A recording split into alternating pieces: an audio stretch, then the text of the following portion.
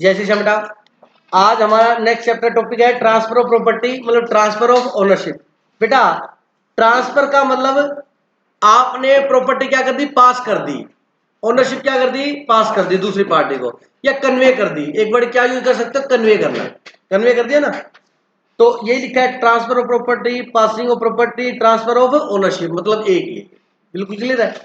ये इसके अंदर ये जो 6-7 लाइनें लिखी हुई हैं, ये सारा मैंने आपको टीच बताया हुआ है, वही है। देखो होता क्या है, ओनरशिप जब ट्रांसफर होगी तो सारा का सारा एब्सोल्यूट ओनरशिप ट्रांसफर होगी। एब्सोल्यूट ओनरशिप का मतलब ये होता है कि अब कॉन्ट्रैक्ट ऑफ सेल से में जो भी कंडीशन थी, जो भी बातें थी, वो सारी आपने क्या कर दी है, फुलफिल कर दी है। आपको 100% उस पर क्या मिल चुकी है, ओनरशिप मिल चुकी है पूरे वर्ल्ड के अगेंस्ट। समझा क्या? एक वर्ड पढ़ाया था मैंने, कौन सा, right in.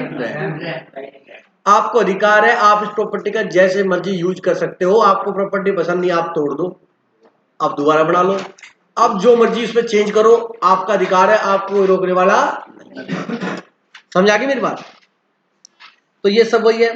Passing of property in the goods imply passing of absolute legal ownership. Absolute का मतलब उसमें एब्सोल्यूट उसके आपने 100% टर्म्स और कंडीशन सब क्या हो चुकी है, पूरी हो चुकी है। कोई भी लीगल या कोई भी वर्क उसका बाकी नहीं है। आपने सब कुछ, आपको 100% एब्सोल्यूट लीगल ओनरशिप मिल चुकी है ऑफ द गुड्स। समझ आ गया बेटा?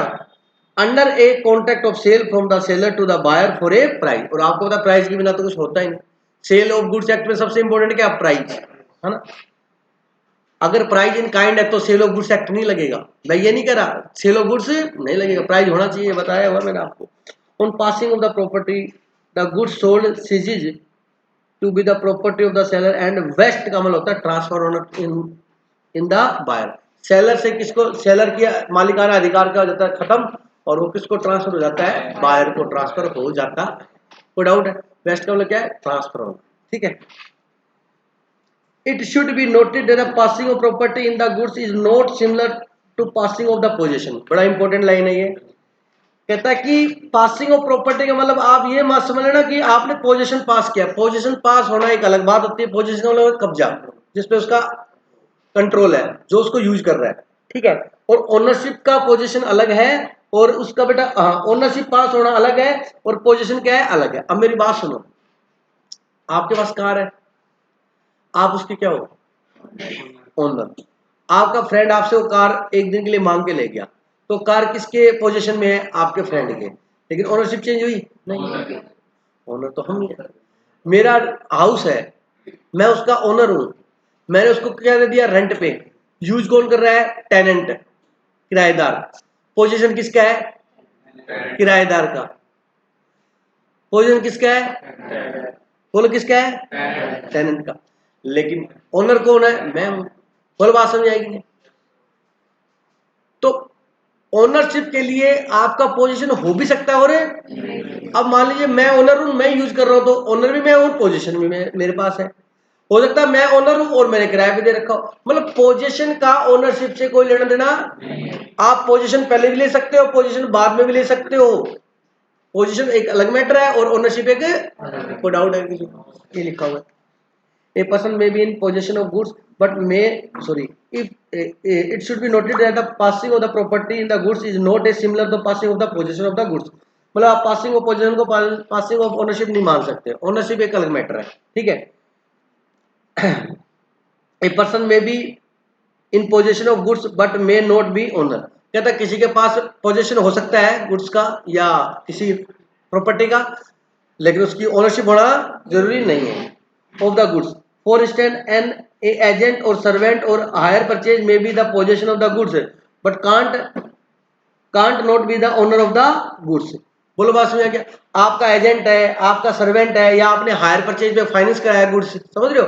अब आपका एजेंट है या आपका सर्वेंट है, उसके पोजीशन में आपके गुड्स होते हैं, हाँ बिल्कुल होते हैं। आपने ड्राइवर रखा हुआ तो आपकी गाड़ी उसी की पोजीशन में होती है, तो इसका मतलब ये थोड़ा वो उसका ओनर है। आपका मकान है, मान लीजिए आपने बंगलो बना रखा है, फार्म हाउस बना रखा है, वहां पे सर्वेंट रखा हुआ है वो देख रेख के लिए, वो कंट्रोल पूरा वो देखता है, उसके पोजीशन में है वो, तो इसका मतलब वो थोड़ा है कि उसका ओनर बन गया। मेरी बात समझे या नहीं समझे? अब हायर परचेज पे आप बाइक लेते हो बेटा, बैंक से फाइनेंस करा के, तो कागजों में ओनर कौन होता है? बैंक होता है। पोजीशन आपके पास होता है। बोलो, बात समझ आई नहीं? सिमिलरली ए पर्सन में be the owner of the goods but the may not be the position of the goods. समझा क्या? The ownership of property in the goods में पास विद और without transfer of the position. मतलब ownership बिना position के या with position transfer हो सकती। बोलो बात में। मान लीजिए कोई मकान था, आपने परचेज कर लिया फॉर एग्जाम्पल, उसमें किराएदार बैठा था, आपने ओनरशिप ले ली, आपने कहा चलो ठीक है, आप किराया इसको दे, आप किराया मेरे को दे देना। पोजीशन तो नहीं लिया आपने, सिर्फ क्या लिया है? ओनरशिप लिया। बोलो, बात समझ आएगी? तो ये सिंपल बताया रखा है मैंने आपको, डिटेल बता दिया। आगे क्या कहता है? Significance of transfer of ownership in the goods. कहता ओनरशिप ट्रांसफर होने के क्या क्या सिग्निफिकेंस है, क्या क्या इंपॉर्टेंस है। अब सुनना मेरी बात ध्यान से बेटा। पहला सिग्निफिकेंस है रिस्क फॉलो ओनरशिप। मतलब जो रिस्क है वो ओनरशिप से जुड़ी हुई होती है, जो उसका ओनर है उसी की रिस्क है। अब मान लीजिए आपके पास मोबाइल है, आप उसके क्या हो, अभी वो गिर गया और टूट गया, तो नुकसान किसका हुआ? ओनर का हुआ बेटा। बोलो, बात समझ में आएगी? आपका मोबाइल है, आपका मोबाइल आपने रिपेयर करने के लिए आपने कहा भैया ये स्क्रीन कार्ड लगा दे, पीछे ये फ्लिप कवर लगा दे, इस पे ये फोटो लगा दे, वो लगा दे। वो कहता है ठीक है, ये सब रेडी कर दूंगा, लगभग 2 घंटा लगेगा, आप 2 घंटे बाद आ जाना, पूरा लेमिनेट कर दूंगा, पीछे स्क्रीन ये जो भी लगवाना आपने फोटो वोटो सब लगा दूंगा। आप छोड़ के चले गए, वो उस पर गार्ड वगैरह लगाने लगा, कवर लगाने लगा, उसके मोबाइल से हाथ छूट गया और टूट गया। नुकसान किसका हुआ? कई बच्चों के यहाँ ओपिनियन बदल जाएगा। तुषार, नुकसान किसका हुआ?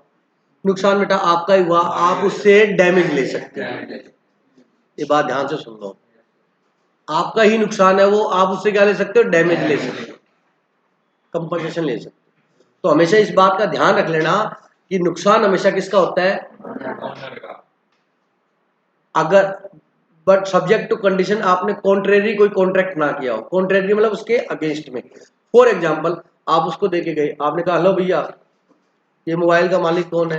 कहता यार तू पागल हो गया। कहता नहीं लो ज्यादा पढ़ ली। कहता हाँ चल तू है। कहता ये मैं तेरे पोजीशन में दे रहा हूँ। कहता हाँ। कहता अब ओनर कौन है? कहता अब भी तू ही है। क्या अब तूने उठा के रोल में रख लिया सही करने के लिए, अब ओनर कौन है? कहता बाबा तू ही है, बस तू ही है और कोई नहीं है। अरे बोलो। कहता अगर अब इस पे नुकसान हो गया तो किसका? क्या तेरा ही है? कहता ना ना ना ना ना ना, अब बोल मेरा।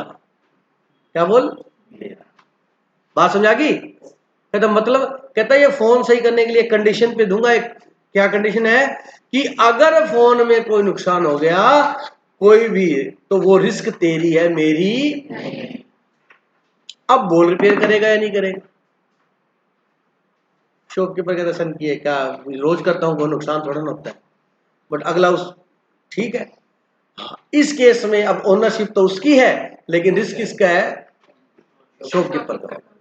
क्योंकि कॉन्ट्रेरी कॉन्ट्रैक्ट कर लिया उसने। क्या कर लिया?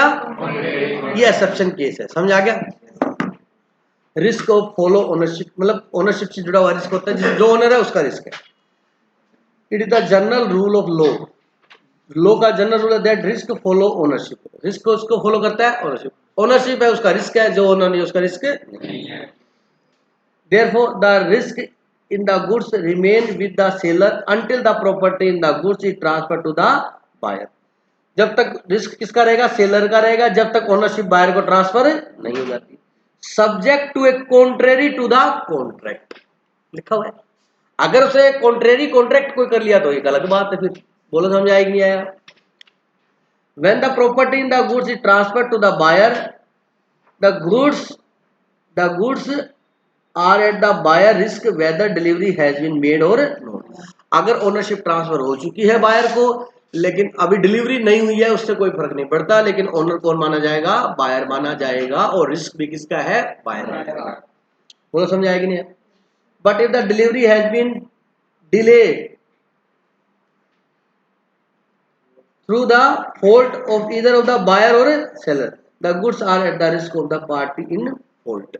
अगर गुड्स में डिले हुआ, क्या हुआ, तो फिर उस केस में रिस्क किसका है, जिस पार्टी की गलती है, फॉल्ट है, उसका माना जाएगा। फॉर एग्जाम्पल आपके घर पे शादी थी, आपकी नहीं, आपके ब्रदर की, ठीक है, तो आपने एक, फॉर एग्जाम्पल आप खुद ही कैटरिंग वाले बन गए, आपके तो मेरे को आता है सब कुछ, मैं कर दूंगा अपने आप मैनेज। तो आपने क्या किया, आपने कहा ऐसे करो बस शादी में सबको टमाटो सूप पिलाऊंगा और कुछ नहीं, हल्का फुल्का खिलाना है, ज्यादा नहीं खिलाना, आजकल लोग बीमार बहुत होने लगे। और आपने क्या किया बेटा, 20 टन टमाटर मंगाए। कितने टमाटर मंगाए, 20 टन। 20 टन का मतलब कितना हो गया, 200 क्विंटल हो गया। एक गाड़ी भर के मंगाई ट्रक 20 टन की टमाटर। आपने कहा कि नहीं गंगानगर में तो महंगे है, अभी देखा 200 रुपए किलो भी हो गए थे।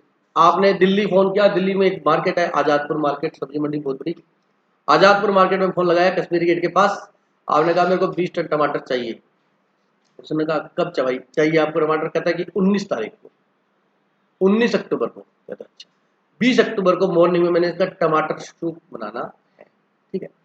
अब मान लीजिए उसने गुड्स भेजने में लेट कर दिया, और गुड्स क्या होते हैं, पेरिशेबल आइटम होते हैं, आपको पता है टमाटर जो है वो पेरिशेबल आइटम है। उसने क्या किया, आज ही टमाटर लोड कर दिया आपके, आज क्या तारीख है, 4। ट्रक वाले को बोला कि लोड कर ले, कहता कल पहुंच जाएगा, परसों पहुंच जाएगा। कहता हाँ कल या परसों पहुंचूंगा। कहता कल परसों पहुंचना ही नहीं है, तो 19 तारीख को पहुंचना, रास्ते में आराम से रहना। मैं अभी कुछ लोड करता हूँ, उसने अपना फायदा सोचा कि मेरी दुकान से खाली हो जाएंगे और आज मेरे को टमाटर सस्ते मिल रहे, उसको उसको लोड कर दिया। कहता है 15 दिन मैं क्या करूंगा, अरे कहता कोई नहीं, 15 दिन के 15,000 एक्स्ट्रा दूंगा तेरे को, 1,000 रुपये दिहाड़ी दूंगा डेली की। तो रास्ते में 10-20 किलोमीटर जाके ढाबे पे होटल पे रुकना, फिर 10-15 किलोमीटर चलना आराम से, पैदल यात्री की तरह जाना आराम से। 5 दिन बाद उसे ड्राइवर ने फोन किया, साहब जी स्मेल आ रही है टमाटरों में से। कहता कोई बात नहीं, जीवन का आनंद ले, ठीक है जी। अब वो टमाटर लेके आया 19 तारीख को शर्मा जी के पास। शर्मा जी कहते क्या लाया है, हम तो नॉन वेज बनाते ही नहीं। कहता नॉन वेज नहीं है, टमाटर है। तो टमाटर है, अरे बोलो बोलो बेटा, इसने ओनरशिप ले ली थी, हाँ ले ली थी, खरीद लिए थे, पेमेंट कर दी थी। अब नुकसान हो गया, बोलो फॉल्ट किसका है, सेलर का है, तो रिस्क कौन बियर करेगा, सेलर। अगर किसी की गलती से लॉस हुआ है ना, किसी की मिस्टेक, तो फिर उसको बियर करना। चलिए, action against the third party, action against the, a general rule of law is that the owner alone can exercise the proprietary right, मतलब अकेला उसका मालिकाना क्या होता है, हक होता है, राइट होता है, ठीक है। आप प्रोप्राइटरी रेशियो भी निकालते थे यार, ओनर होता प्रोप्राइटरी, समझे नहीं, अकेला सोल प्रोप्राइटरशिप, अकेला सोल, अकेला वही है ना, प्रोप्राइटरी राइट उसका अकेले का अधिकार होता है। when the goods are damaged by the fault of any other person, for example third person, यहां ट्रक वाले को मान लो, उसकी गलती की वजह से क्या हुआ, टमाटो डैमेज हुई, रास्ते में बरसात आ गई या और होगी, ना उसकी गलती ना उसकी गलती, उसने कोई केयर नहीं की, समझ आया। मतलब गलती किसकी रही, थर्ड पार्टी, मतलब ट्रक ड्राइवर की, ठीक है। सुनना, fault of any other person, it is only the owner of the goods who is entitled to take action against the such person। तो कहता है अगर थर्ड पार्टी की मिस्टेक रही है तो उसके ऊपर अगेंस्ट एक्शन कौन ले सकता है, जो गुड्स का क्या है, मालिक है, ओनर है, वो ले सकता है। और बात भी बिल्कुल सही है, बोलो बात समझ आएगी नहीं, बोलो बेटा। अब मैं आपको मेरा एग्जाम्पल देता हूँ प्रैक्टिकल। मैंने मान लीजिए यहाँ से व्हीट या फ्लोर या मैदा या सूजी जो भी, एक मान लीजिए एक ट्रक गाड़ी लोड कराई 20 टन, ठीक है, 20 टन की गाड़ी जाती है, 20 टन गुड्स लोड करा दिए। वो कहता है कहाँ जाना है, मैं जी मेरठ जाना है, दिल्ली जाना है, गुड़गांव, जहाँ पे भेजा चला गया। मैंने बिल बनाया पार्टी के नाम का, जिसको मैंने क्या किया था, सेल किया, बायर है ना वो, और मैं क्या हूँ, सेलर हूँ। मैंने पार्टी के नाम का बिल बना दिया, मैं बिल बना के फोटो खींच व्हाट्सअप कर दिया, मैं भाई साहब गाड़ी डिस्पैच हो चुकी है, ये ड्राइवर का नंबर है, आप बात कर लेना, काम मंगानी हो मंगवा लेना, ठीक है, ऐसे भेज दिया। अब गुड्स मैंने उसको कहा ले लो, इस पे तिरपाल लगा, उस टाइम बरसात आ गई तो खराब हो जाएगा, सूजी है, मैदा है, आटा है, रोटियां तैयार हो जाएंगी रास्ते में, गिला हो जाएगा ना आटा, पहले से पहले पानी लगते ही आइटम खराब है बेटा, बिल्कुल सही है। 10-15 दिन पानी लग गया और पड़े रहे तो कीड़े पैदा हो जाते हैं अपने आप, भगवान का आविष्कार देखो कितना बढ़िया है। बोलो बात समझ आएगी नहीं आई? अच्छा, वो कहता मैं लगा लूंगा, मैं भाई साहब लगा। कहता नहीं नहीं, मैं बाहर जाके गाड़ी, अभी मेरे साथ वाला ड्राइवर है वो भी खड़ा है, महादानों में वहां पे होटल में जाके खड़ा करके 4 आदमी है, तिरपाल रस्सा वगैरह हम लगा लेंगे। मैं कहा ओके भाई गुड, भेज दिया। आपको पता ही ड्राइवर का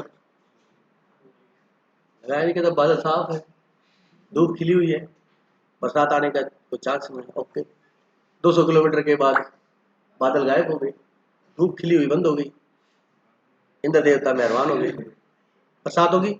और एकदम से बरसात हो जाए, उस हार्ड एंड फास्ट होता नहीं, गाड़ी भीगी पूरी। ठीक है जी, गाड़ी भीग गया, भीगी हुई गाड़ी वहां ले गया। वहां जाते उन्होंने खोला, जाते उन्होंने गिला है, हेलो भाई साहब गाड़ी तो माल तो खराब है, सारा गिला हुआ पड़ा है, मॉइस्चर है। भाई साहब माल से ही गया था। तो भाई साहब ये बरसात में भीग गया। भाई साहब आप जानो और ये ड्राइवर जाने, आप इससे बात करो, आप इससे भाड़े में से पैसे काट लो, इसके रेट में से काट लो, जो नुकसान है आपका, हमारा कोई नुकसान नहीं। मैंने तो आपकी गाड़ी लोड कर दी थी, ऑनरशिप किसकी है, उसकी है, तो वो उस पर एक्शन लेगा, जो भी करेगा वो। बोलो बात समझ आएगी नहीं? शूट फॉर प्राइज, ये भी आपको समझ है। आपने कुछ दे दिया और वो पैसे नहीं दे रहा, तो फिर वो एक्शन तो लेगा ही लेगा, केस करेगा या नहीं करेगा? A seller is entitled to sue for the price of goods sold against the buyer only when the ownership in the goods has been pass to the buyer. मतलब सेलर पैसे के लिए, प्राइस के लिए केस कब कर सकता है? जब ओनरशिप क्या हो गई हो, ट्रांसफर। जब तक ओनरशिप ट्रांसफर नहीं हुई तब तक कैसे पैसे मांग लेगा बताओ, कैसे उस पर लीगल एक्शन ले लेगा? ओनरशिप ट्रांसफर होने के बाद ही ले सकता है ना। Yes, insolvency of the buyer और सेलर, ये मैंने बहुत डिटेल में पढ़ाया हुआ आपको, डिफरेंस में। याद है या नहीं? नहीं है याद, नहीं है ही नहीं याद, मैंने पढ़ाया ही आपको। इंसॉल्वेंसी ऑफ द बायर और अगर बायर हो जाए तो, सेलर हो जाए तो, ये सब बताया मैंने आपको, याद है? ओनरशिप ट्रांसफर हो गई थी तो उसका लीगल जो लिक्विडेटर आता है, जो ऑफिशियल रिसीवर आता है, वो गुड्स ले सकता है। अगर ओनरशिप ट्रांसफर होगी तो गुड्स ले सकता है, लेकिन उसने जो फाइनल डिविडेंड, जो तेरे को बार बार दिक्कत आ रही थी, वो पैसे के लिए उसका नाम लिख लेगा, लाइन में लग जाकर तेरे को पैसा मिल जाएगा। अगर ओनरशिप ट्रांसफर नहीं हुई है तो गुड्स ले सकता है, हाँ गुड्स ले सकता है। पढ़ लो, ये लिखा हुआ इसको। आगे या नहीं आगे बताओ बेटा? तो ये इंसॉल्वेंसी ऑफ द बायर और सेलर का पता लग गया। अब नेक्स्ट हमारा है rule relating to transfer of property. Rule relating to transfer of property मतलब ट्रांसफर ऑफ ओनरशिप। पहले हमने क्या पढ़ा था बेटा? Significance of transfer of property, मतलब प्रॉपर्टी ओनरशिप का ट्रांसफर होने की गुड्स की क्या क्या मेन सिग्निफिकेंस है। ये 5 है बेटा। रिस्क जो है वो ओनरशिप की होती है। एक्शन थर्ड पार्टी के अगेंस्ट ओनर ले सकता है। शूट फॉर प्राइस के लिए अगर ओनरशिप ट्रांसफर होगी तो सेलर शूट कर सकता है। और बायर अगर इंसॉल्वेंट हो जाता है और सेलर इंसॉल्वेंट हो जाता है, अगर बायर को ओनरशिप ट्रांसफर हो चुकी है तो, और बायर क्या हो गया, इंसॉल्वेंट हो गया, तो उसका लीगल जो ऑफिशियल रिसीवर है वो उसको अपने पोजीशन में ले सकता है। और सेलर अगर अनपेड सेलर है, क्या है, जिसको पेमेंट नहीं है, तो उसका नाम लिस्ट में लिख लेगा, लाइन में लग जा, तेरे को पैसा मिल जाएगा, जैसे सबको मिलेगा वैसे तेरे को मिल जाएगा। समझ आया कि नहीं आया? बोलो बेटा। अगर सेलर इंसॉल्वेंट हो गया और ओनरशिप क्या हो चुकी है, ट्रांसफर हो चुकी है, तो वो उसके ऑफिशियल रिसीवर से गुड्स ले जा सकता है, क्योंकि ओनरशिप क्या हो चुकी है, ट्रांसफर हो चुकी है। पोजीशन वहां पड़ा था, समझ आया? अब आता है rule relating to transfer of property. कहता प्रॉपर्टी के ट्रांसफर होने से रिलेटेड रूल क्या है, देखना बेटा। Rule relating to transfer of property में be discuss under the following heads. Number 1, transfer of property in specific goods और असर्टेन गुड्स। ये भी पढ़ा हुआ है क्या बेटा? Transfer of property in specific goods और असर्टेन गुड्स। स्पेसिफिक और असर्टेन में समझते हो? बोलो बेटा, बोलो बेटा, क्या होता है स्पेसिफिक, पर्टिकुलर कोई, और असर्टेन। स्पेसिफिक में से अलग से आपने, उसने कहा, आपने बोला फॉर एग्जांपल भैया मेरे को आप मैगी का पैकेट दो, ये क्या हो गया, स्पेसिफिक। 10 मैगी के पैकेट पड़े थे, उसमें से आपने एक निकाल लिया, दैट इज असर्टेन, वो डिसाइड हो चुका है। बोलो बात समझ आएगी? आपने कहा कि मेरे को ब्रेड का पैकेट लेना है, 4 ब्रेड के पैकेट पड़े हैं, दैट इज स्पेसिफिक। उसमें से आपने डेट देख के, जिसमें ज्यादा एक्सपायरी लंबी डेट थी, करते ना अपने से, वो उठा लिया, दैट इज असर्टेन। वो डांट दे कहता देखना transfer of property in specific goods. तो स्पेसिफिक गुड्स में क्या होता है बेटा, सुनना जरा। Specific goods means goods identified, आपने आइडेंटिफाई कर लिए है ना, and agreed to upon at the time of contract of sale is made. आपने उसी टाइम कॉन्ट्रैक्ट ऑफ सेल किया हुआ था और उसी टाइम आपने गुड्स क्या ले लिए उससे, एग्री हो गया। Ascertain goods means goods ascertained by identifying out of the lot of specific goods। लोट था 4 का, उसमें से आपने एक अलग उठा लिया, दैट इज असर्टेन। कोई डाउट है किसी को? नवीन जी मेरी चर्चा इंपॉर्टेंट है। The general rule is that the property in the specific और वैसे नॉर्मल स्पेसिफिक और सर्टेन एक ही बात होगी ना। अब ये इकट्ठा बता रहा आपको, पहले तो इनमें डिफरेंस बता दिया। अगर कोई स्पेसिफिक गुड्स है तो भी उसी टाइम सेल हो रहा है, और असर्टेन गुड्स है तो अब बोल रहा है the general rule is that property of specific और ascertain goods is transfer to the buyer at the such time as the party intend to be transferred for the purpose of ascertaining the intention on the party's regard shall be had to terms of the contract, conduct of the parties or circumstances of the case। read करो एक बार।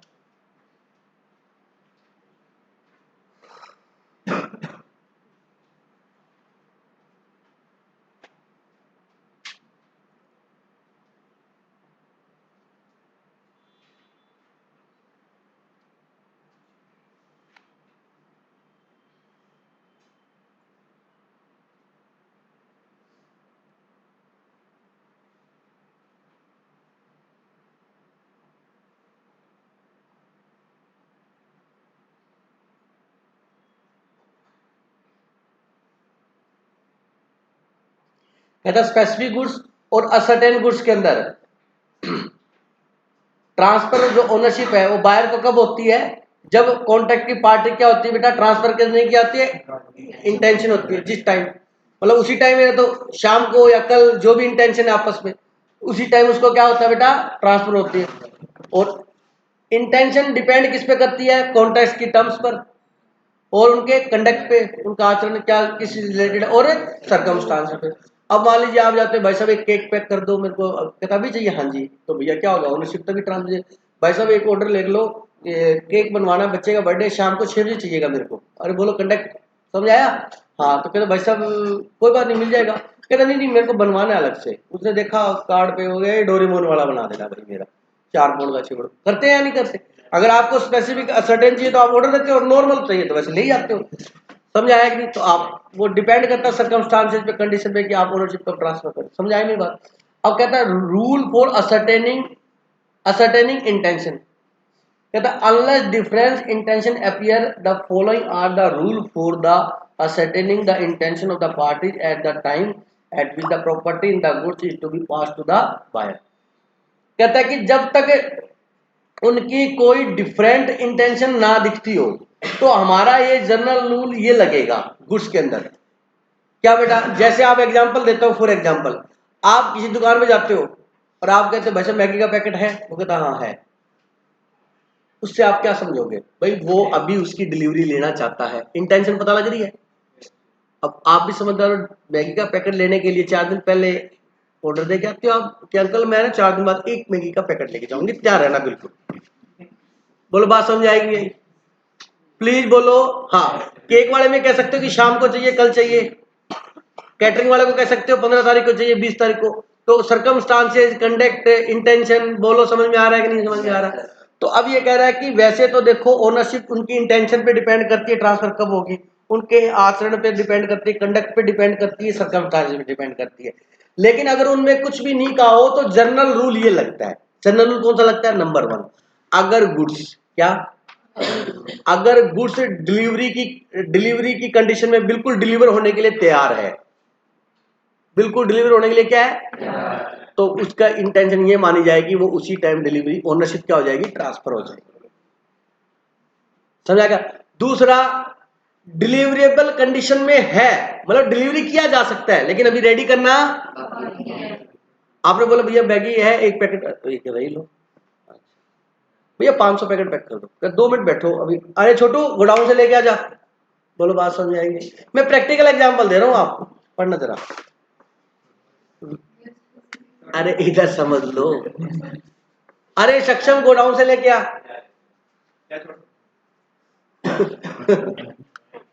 देव, तू जाग रहा बेटा?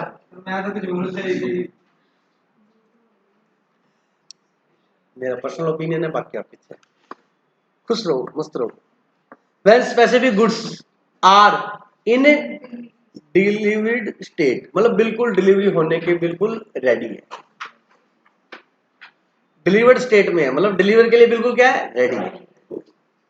Where there is an unconditional contract for the sale of specific goods is a delivered state. The property in the goods passes to the buyer when the contract is made. अगर contract में goods जो आप मांग रहे हो वो delivered state में है, जैसे मैगी का पैकेट मांग रहे हो, कोल्ड ड्रिंक की एक बोतल मांग रहे हो, भैया ये 5 रुपए तो टॉफी देना, ये 5 रुपए लो, 3 दिन बाद टॉफी लेने आऊंगा, पैक करके रखना, ऐसा होता तो नहीं है? बोलो बेटा, भैया एक पार्ले जी बिस्किट का पैकेट देना। प्लीज मेरी बात को प्रैक्टिकल समझो यार, समझ आ रहा है? तो उस केस में ओनरशिप उसी टाइम ट्रांसफर हो जाएगी, उसकी कोई अदर इंटेंशन तो है ही नहीं जिस टाइम आपने सेल का क्या किया, कॉन्ट्रैक्ट। को डाउट है किसी को? और ये इतने बढ़िया तरीके से 4 एग्जांपल देकर समझा रहा हूँ, और बच्चा फिर इसी में डाउट पूछता है, थोड़ा लगता है।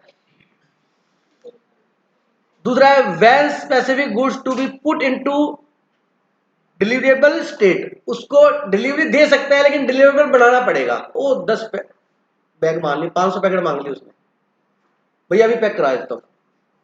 समझ आया कि नहीं आया? बोलो बेटा।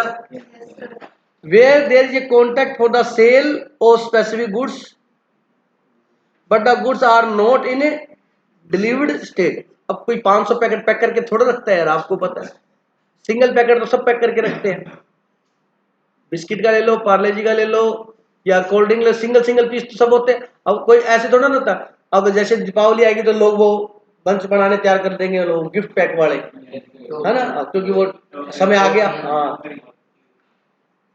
फ्रूट वाले भी बनाएंगे, है, ड्राई फ्रूट वाले भी बनाएंगे, हाँ हाँ, किराने वाले भी बनाएंगे। ठीक है, बन गई। अब आगे पढ़ना है। Where there is a contract for a sale of a specific goods but the goods are not in a delivered state at the time of the contract of sale, the property मतलब the property मतलब ownership, the ownership in such goods passes when the goods are brought, आएगा यहाँ पे, गलत है, brought नहीं आएगा, क्या आएगा, brought to the a deliverable state। जब उसको आप किस कंडीशन में ले आओगे, ले आओगे, ब्रोड कहाँ लाना, broad deliverable state and buyer has a notice of, और आपको भाई साहब ये लो रेडी है। नोटिस का मतलब ये है कि समझ आया क्या, उसने रेडी कर दिया कि भाई साहब रेडी है, आप गाड़ी वगैरह रिक्शा जो भी मंगाना मंगा दीजिए। बोलो बात समझ आ गया कि नहीं है? जब वो डिलीवरी में बना देगा उसको और उसको बोल देगा कि भाई साहब रेडी है, तो हम उसे मान लेंगे ओनरशिप क्या होगी, ट्रांसफर। बोलो बात समझ आएगी? थर्ड,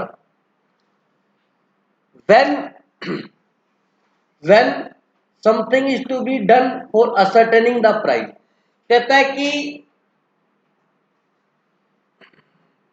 उसका प्राइस डिसाइड करने के लिए, उसकी डिलीवरी देने के लिए कुछ काम कार्यकलाप करना पड़ेगा पहले। फॉर एग्जाम्पल, प्रैक्टिकल एग्जाम्पल देता हूँ, ग्रेन मार्केट में गए आप, धान मंडी, अनाज मंडी, पंजाब में अनाज मंडी बोलते हो, है ना बेटा, फाजिल का बाईपास में जो बनी हुई, दाना मंडी, ठीक है। तो वहां पर मान लीजिए फार्मर जो होता है अपनी फसल लेके आता है, क्रॉप्स, गेहूं लाया, सरसों लाया, और ढेरी होती पूरी, आपने कभी देखी होगी, तो आपने वो ढेरी परचेज कर ली। ढेरी मतलब वो जो इकट्ठा माल पड़ा है, जो ट्राली के अंदर ल्यूज फॉर्म में लेके आया था, वो आपने परचेज कर लिया। अब वो गुड्स जो आपने उसको, उस पर बोली लगती है बेटा, बिड आपको लगता ही होगा, आते हैं वो, है ना, 55,000, 5500, 5510, 20, 30, 40, 50 हो गया, 50 में आगे कोई है नहीं, 5550 में ये ढेरी बिक गई, मतलब ये गुड्स बिक गया। फिर वो आगे चले जाते हैं, उसके साथ मार्केट कमेटी के व्यक्ति होते हैं साथ में। आपको गर्ल्स को कम पता होगा, इनको पता होगा, देखो को पता है क्या? हाँ, चलिए चलिएगा, आगे बात समझ में। अब क्या हुआ, अब उसका प्राइस डिसाइड करने के लिए कुछ काम करना बाकी है। मोहित, क्या काम बाकी है? वो अब उसका क्या होगा, तोलाराम आएगा, समझ गया। वो बैग में क्या करेगा, भरेगा इसको, और फिर उसके क्या होगे, जो लंबरदार पलदार बोलते हो, ठीक है, और पैक करेगा। पैक करके बाद में वो पर्ची बनाएगा, भाई साहब ये कितनी हुई जी, 110 क्विंटल है जी ये माल।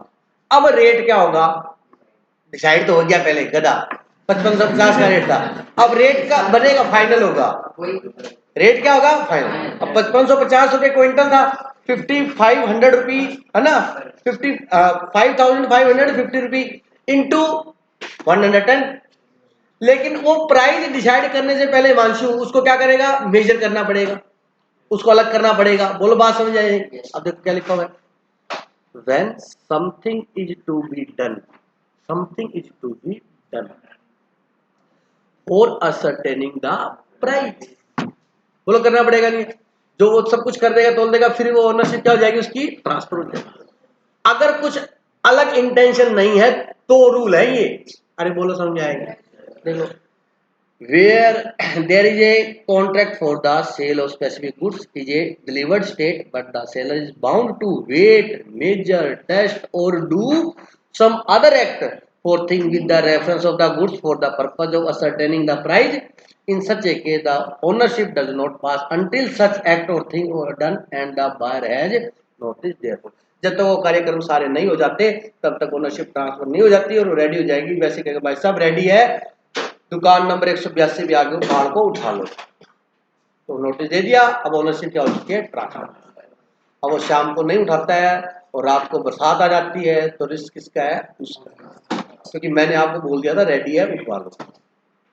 बोलो बात समझ आएंगे, कोई डाउट है किसी को?